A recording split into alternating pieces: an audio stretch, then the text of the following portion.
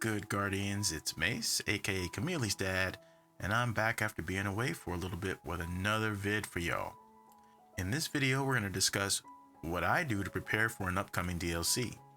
A new year in Destiny 2 is upon us, ladies and gents, and we must be prepared. We're going to talk a little about what's leaving and what you should do. We're going to talk about what's coming, and we're going to talk about hoarding. But first,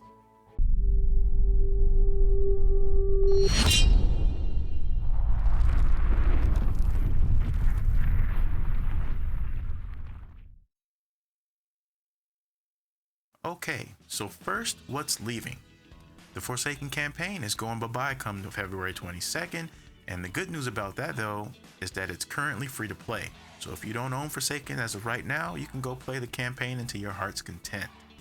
So with Forsaken going into the Destiny content vault, that includes the Tangled Shore destination, the strikes that take place on the Tangled Shore, and any other locations that might access parts of the Tangled Shore as a whole. This includes the Spider and the Crow. The Spider storefront operations will be taken over by Master Rahul in the tower. That's actually a good change, but it remains to be seen if he'll honor the Spider's prices and the way he's built his lucrative business. Now they say he will, but we'll see. All I know is there better not be any price gouging going on, else we might have to have a talk with Ikora. Ikora don't play.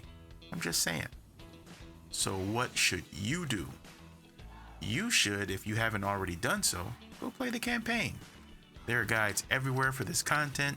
Check for any seals, emblems, and triumphs you can complete before this location's vaulted. Other things going away?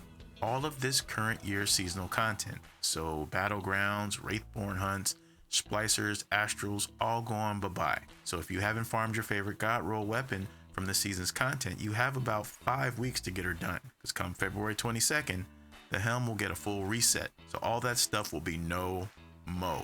So those are the things that are going away. So what's coming? Well, Witch Queen is coming. Void 3.0 is coming. Weapon crafting is coming. Somewhere between now and then, the last steps in the story of the Witch Queen is also coming. So I'm guessing it'll happen as a live event like either the last week of the season or leading up to an actual launch of Witch Queen itself. So now we know what's going, we know what's coming. What should we do to prepare? Easy. Hoard, hoard, hoard. First things first though, you want to consolidate your vault. The opposite of hoarding actually. So you want to get rid of any of those weapons you haven't used that you thought were going to be a god roll and are still sitting there with 1100 power. Just get rid of it. You haven't used it since you got it and you need as much space as you can get, so get rid of all those weapons. If anything, I would keep one version of said weapon for PvP, one more for PvE, and then delete the other 10. If you can, I would say get yourself down to around 300, 350 in your vault, because basically you're gonna need it. So things we need to hoard. First, we want to get a jump start on XP, so we're going to grab, complete, and hold on to as many weekly bounties as we can. After weeklies, do dailies. Weeklies can be found on Europa, the Moon, Cosmodrome, and at the Star Horse at their respective vendors. You want to completely fill all of your characters with bounties and complete them. Don't turn them in until Witch Queen drops after you've done your artifact quest. Any bounties that say it's expiring at the end of the season, just go ahead and hand it in because it's likely going to disappear from your inventory on February 22nd. You will want to put the mod on your ghost shell called Blinding Light, or if you don't have Blinding Light, any of the XP boosters that you may have access to.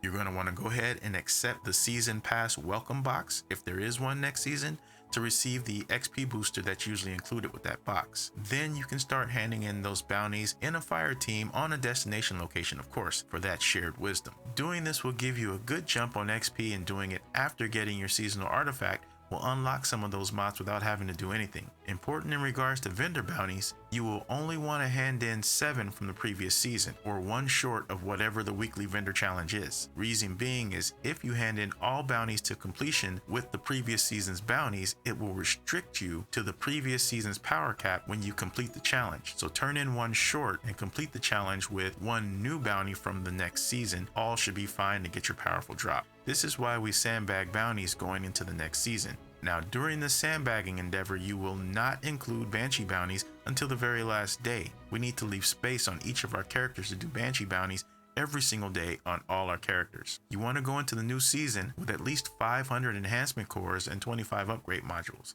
25 is the cap on those, unfortunately, but obviously the more the merrier.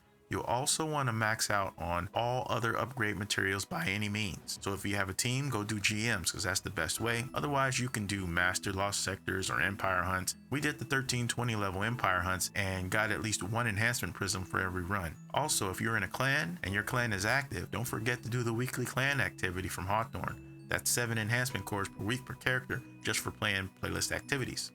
And while doing the playlist activities, you could be doing your Banshee bounties. Now, pro tip. There are different weeklies on Europa that rotate.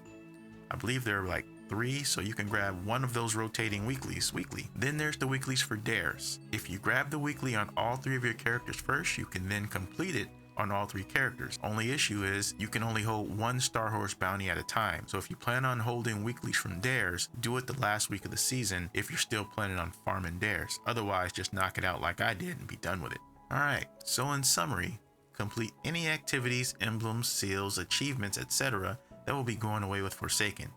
Stack, stack, stack bounties starting with weeklies, then trickle down to dailies till you are full up to the day before Season 16. Once the season starts, unlock the artifact, equip your ghost mod with blinding light, accept the free gift box on the season pass for XP bonuses, and jump into a fire team on a destination for shared wisdom buff while handing in those bounties.